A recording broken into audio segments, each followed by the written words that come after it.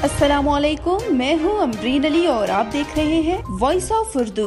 नाज़रीन, सऊदी अरब मुस्लिम लीग नून की जानिब से पाक सऊदी दोस्ती के हवाले से तकरीब, जिसमें सफीर पाकिस्तान बिलाल अकबर, आला सऊदी शख्सियात समेत दीगर सियासी और समाजी अफराद की शिरकत। मजीद बता रहे हैं राना अजीम अपनी इस रिपोर्ट में।